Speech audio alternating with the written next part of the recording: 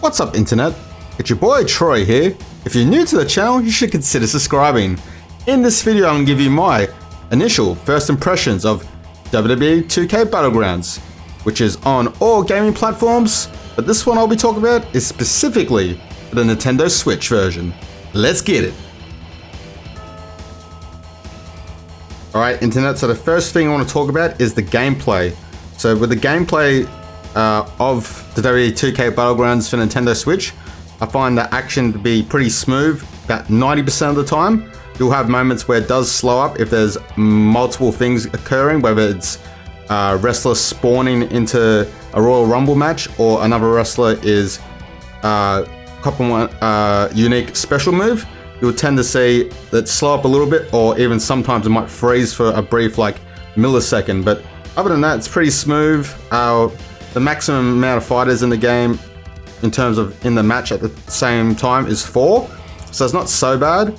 It tends to slow up in certain aspects where it's obviously multiple actions are occurring, or as well as online action, as you can play online against friends or against randoms, as far as I know, but especially with the modes like King of the Battleground, a lot of things are happening and there's a guy always on the outside wanting to come in as well, so pretty cool gameplay wise.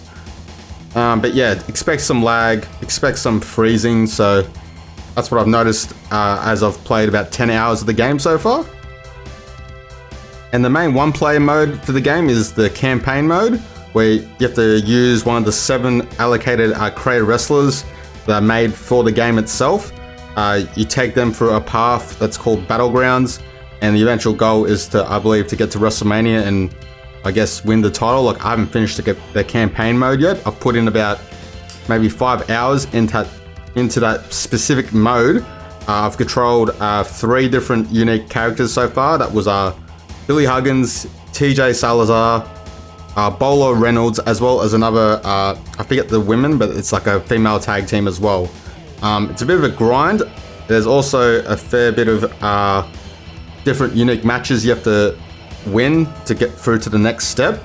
You can also do side quests that will give you more power-ups, or even more costumes you can use for your own created wrestler when you get to that stage where you want to create your own wrestler. And there's also side paths where you can unlock extra wrestlers, whether it's Apollo Crews or Baron Corbin. So yeah, there's definitely a few different ways you can go about unlocking certain wrestlers, certain power-ups, and just certain things that you can just only get through the campaign mode. The challenge of the game, it's very up and down. I find that for some reason the gauntlet matches and the Royal Rumbles I don't find too hard, but when I'm playing the campaign mode, I found versus a simple match that seemed easy on paper, like one-on-one match with Jake the Snake Roberts, for some reason it took me 10 attempts to win that match against him with the creator guy. I believe Billy Huggins was the character at the time. So that's another thing to sort of be wary of, as sometimes you might need to bring the difficulty up or down depending on how you're feeling about this game, because yeah, literally it took me 10 attempts to get past the Jake the Snake Roberts match at that stage in the campaign mode. And of course, another thing we've got to talk about, unfortunately, there is microtransactions. It is very annoying. I know most people feel that way, especially when you'd rather just pay for it in terms of pay a big amount on the base game without microtransactions. However, with this game, it was a budget title, therefore they decided to try and make more money come through the microtransaction way, where they call it golden bucks or golden dollars, where you put more money into the game to get the unlockables very easy or very time efficiently, where you can also earn it through the grind, where if you're like me, you're willing to grind it without putting in extra money into the game.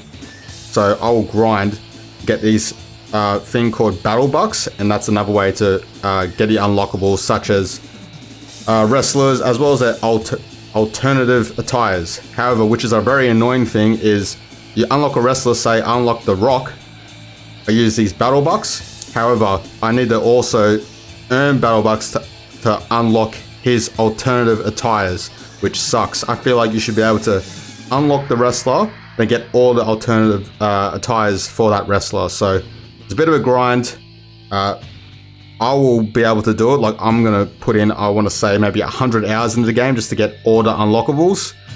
So that's what I'll do. However, the casual wrestling fan won't be willing to do that, and I don't see them wanting to put microtransactions, putting in their own money for this, because with the real money you have to put into the game, it's nearly as much, or I believe it's even more than what you pay for the game brand new. So that sucks. I don't like that part of the game.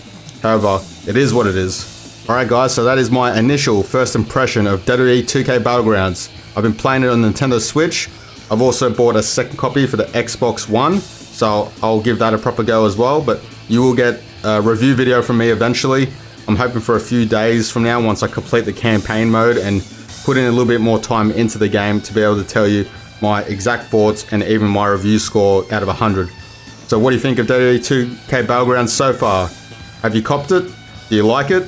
Let me know in the comment section below. If you want more wrestling and gaming content, feel free to share this video, body slam the like button, subscribe to the channel.